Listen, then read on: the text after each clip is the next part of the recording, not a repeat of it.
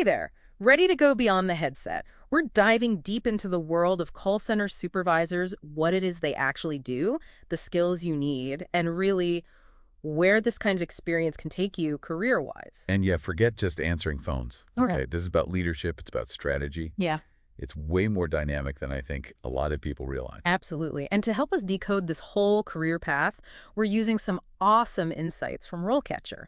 They're the career experts, after all. Yeah, let's jump right in. So the RoleCatcher Career Guide, it breaks down what a call center supervisor actually does all day, and it's a lot more than meets the eye. It really is. Think of Yeah. it this way. Less about answering calls yourself and more about managing that whole symphony. How do they get answered well? Yeah. And the guide, it digs into three main things a supervisor has to handle. Okay, hit me with it. So first, you got supervising and coaching your team, right? Then it's managing all those behind-the-scenes projects that keep a call center running smoothly. And then, this is big, you got to get into the nitty-gritty of the tech side, call routing, CRM software, all of it. I see. So it's not just telling people what to do. It's more like you're conducting an orchestra. Exactly. And that's what makes the supervisor so important. They're the ones making sure all those moving parts actually result in happy customers and a successful operation for the company. I love that analogy because you've got all these different sections like sales, tech support, billing each with their own strength, and the supervisor's the one who brings it all together. Exactly. Now, when it comes to what skills this conductor actually needs, the RoleCatcher guide, it points out some surprising ones. Goes way beyond just having a friendly voice, Yeah. you know? Yeah, and anyone who's worked even a little bit in customer service knows a friendly voice only gets you so far, right? What does the guide say? They call out active listening as essential. Yeah. And they don't mean just hearing what the customer is saying. They mean actually understanding, like, the emotions behind the words, figuring out the real needs, and then finding those solutions that actually build trust, not just ending the call to get to the next one, you know? It's the difference between just putting out fires and actually preventing them in the first place. 100%. An active listener, they can turn a frustrated customer into a loyal one. They can reduce burnout for their team by actually making sure everyone feels heard. It's huge. Makes total sense. Now, I was surprised to see the guide really emphasize sales and marketing as important for supervisors, even if they're not the ones directly selling a product. Right, right. But think about it. Every single interaction that call center has, it's a chance to sell something to the customer. Selling them on the solution to their problem. Selling them on liking the company. Even just selling them on the feeling that, hey, I'm in good hands. And that takes an understanding of how to persuade, how to meet needs, all those sales and marketing things, whether you realize you're doing them or not. It's like you're not just fixing their issue right then, you're selling them on this whole idea that, hey, we care about your problems and we're the best ones to solve them. You got it. And that actually leads us to another skill the guide talks about that, honestly, kind of surprised me at first. Data analysis. Wait, data analysis? I always thought call center work was, all about talking to people. How does that even fit in? Okay, so think of it like this. Every call, every email, every chat, it all creates data, right? It's a gold mine of information. Mhm. And a good supervisor, they know how to use that data to spot trends before they become problems, anticipate what customers might need, even measure how well the team is actually hitting those targets. So instead of just reacting to things, they're using data to be proactive, get ahead of the game. Exactly. Like, say they see a bunch of calls coming in about a specific product issue. Instead of just dealing with each complaint one by one, they dig deeper. Maybe they analyze recordings of those calls, look at customer surveys, even tech support tickets. And they realize, hey, it's not the product itself that's broken. It's just this one confusing feature.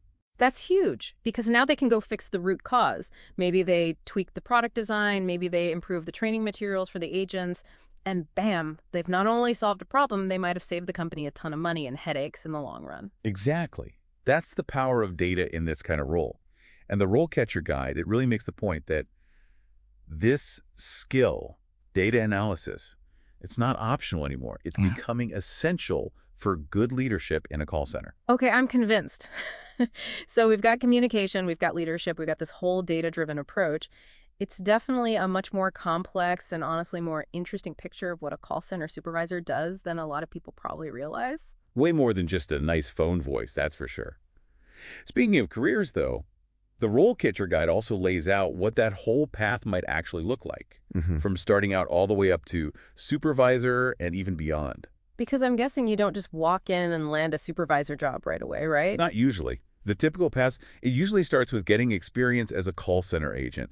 You're on the front lines, handling those calls, learning everything firsthand about what that customer experience is really like. So it's like boot camp for customer service. That's where you build up those core skills, active listening, figuring out solutions on the spot, dealing with those tough calls, and keeping your cool. Absolutely.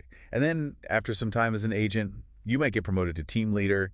Now you're guiding a small team, doing training, making sure everyone's on track to meet those goals. So more responsibility, starting to flex those leadership muscles a bit.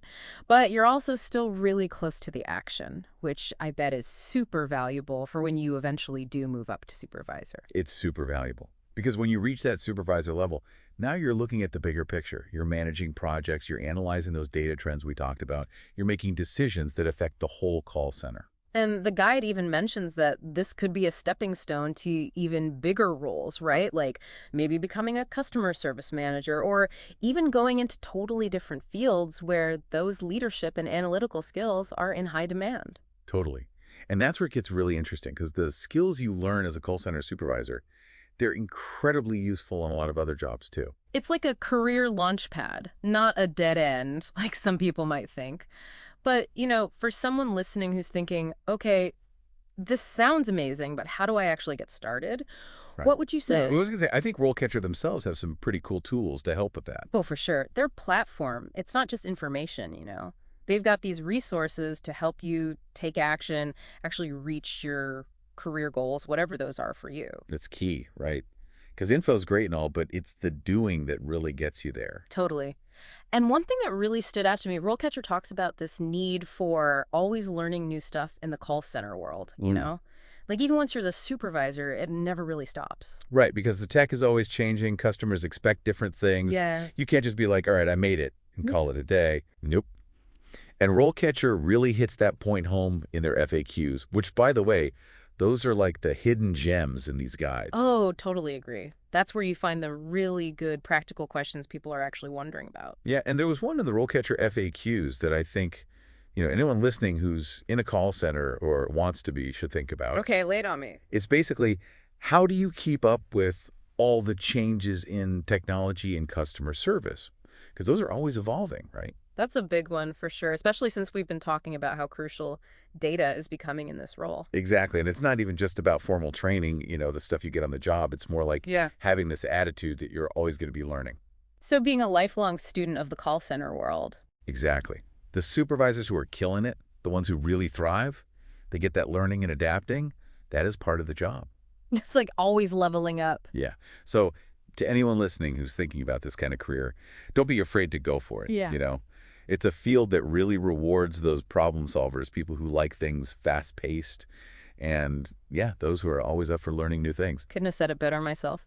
And if you want some help on that journey, RoleCatcher's definitely got your back. Their insights, their resources, all these tools, crazy valuable for anyone either breaking into the field or who wants to level up their career. For sure. They'll be with you every step of the way. And on that note, that wraps up our deep dive into the world of call center supervisors. We hope you learned some new stuff, got you thinking, and hey, maybe even feeling a little inspired. Until next time.